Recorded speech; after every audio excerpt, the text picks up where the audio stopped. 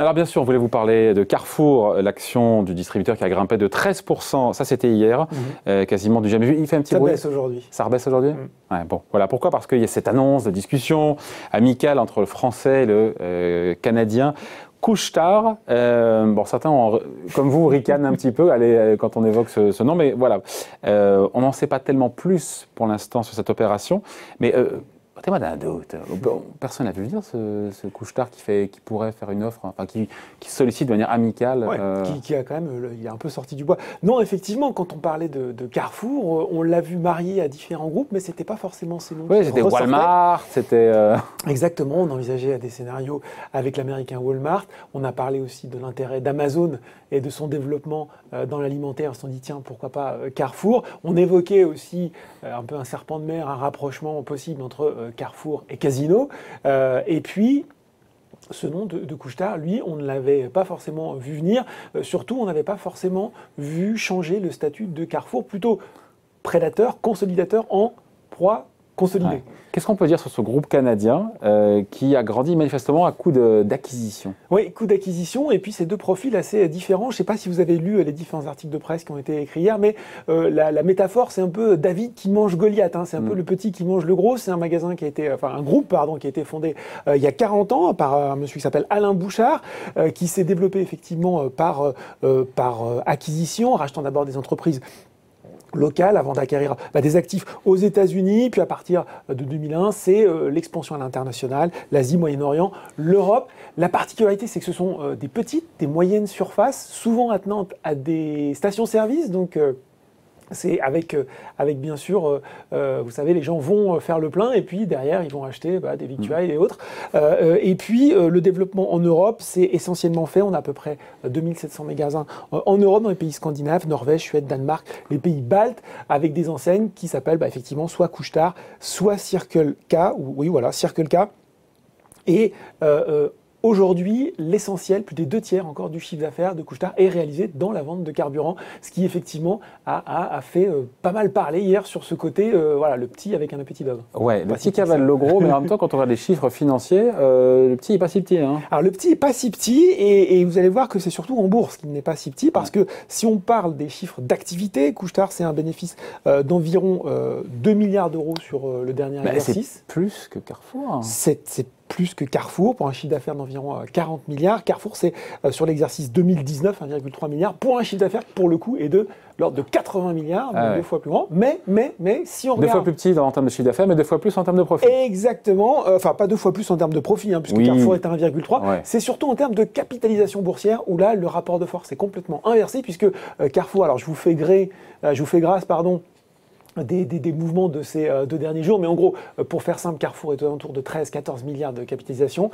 d'euros, quand Couche-Tard est aux alentours de 30 milliards. Et il ne faut pas se demander pourquoi, puisque sur les 10 dernières années, le cours du Canadien n'a fait que grimper, multiplié par 5. Et puis, le cours de Carrefour, lui, dans le même temps, était plutôt divisé par 2. Ouais.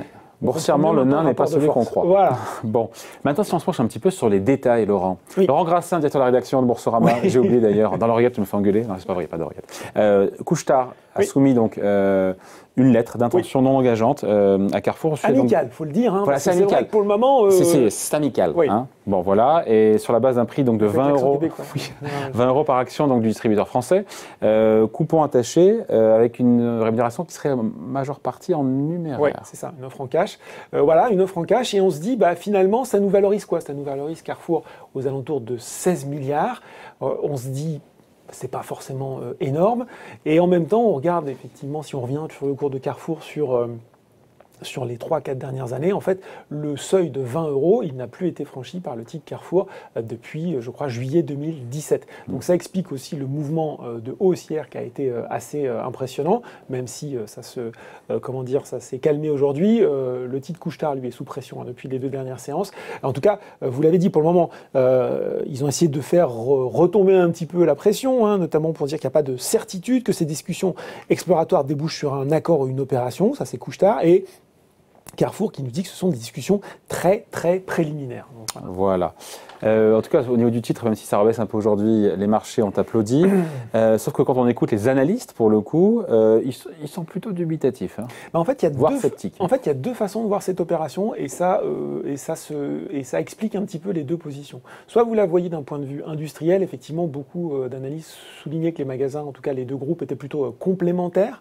Donc ça veut dire qu'il n'y a pas forcément de synergie, ce qui est toujours ce qu'on recherche dans ce type de méga fusion. Auquel cas on se dit, bon, finalement, quel est l'intérêt d'un regroupement? Soit vous avez l'autre façon de voir la chose, et vous avez, c'était cité notamment dans l'article des Échos, peut-être cette volonté de Couche-Tard de construire une plateforme mondiale dans l'alimentation et la logistique. Ça peut trouver un intérêt pour le groupe canadien. Ouais. Et puis du côté français, eh bien, l'intérêt pour Carrefour, ça pourrait être finalement l'intérêt d'une opération essentiellement financière qui lui permettrait un petit peu, finalement, de reprendre un petit peu sa politique dynamique. On voit que le groupe est quand même sur la défensive depuis les dernières années.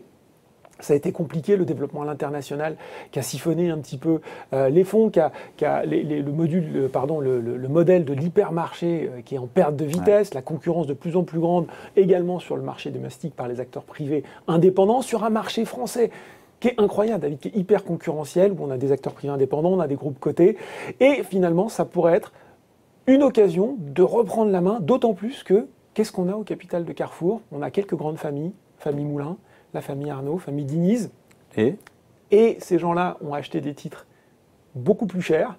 Ils aimeraient bien, eux, peut-être pouvoir sortir. Hein. Bernard Arnault n'a pas fait mystère de son envie à un moment de sortir de sa participation de Carrefour. Il a un peu plus de 6% aujourd'hui. La famille Moulin, qui est propriétaire des Galeries Lafayette, qui ont subi la crise du Covid-19 de plein fouet, pourrait elle aussi avoir un intérêt. Et pour eux, c'est une opportunité, 20 € de sortir, c'est ça? Exactement. Voilà. Ouais. Et auquel cas, on se dit, finalement, ce qui pouvait sembler comme quelque chose d'un peu surprenant à comprendre, fait tout de suite beaucoup plus sens. Ouais, après, il y a un côté politique. Et on le voit bien, l'idée de faire passer Carrefour sous pavillon étranger, ça tique du côté de Bruno Le Maire, qui a dit clairement qu'il n'était pas favorable à cette offre canadienne.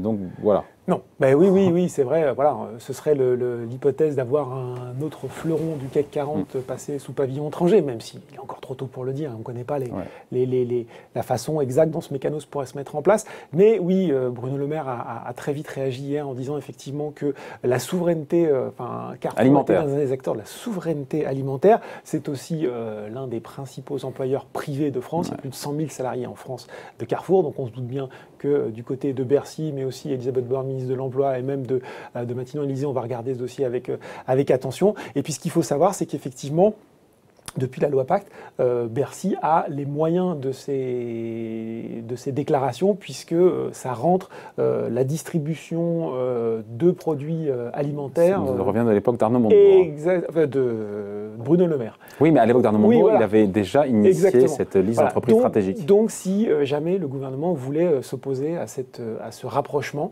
il aurait les moyens de le faire. Donc, c'est pas fait du tout. Non, et puis on voit bien, aujourd'hui, le soufflet est retombé en tout cas sur le titre Carrefour. Merci beaucoup. On verra bien ce que ça fait. Explication signée Laurent Grassin, directeur de la rédaction de Boursorama. Tout me veut, on s'est déjà souhaité, mais bon.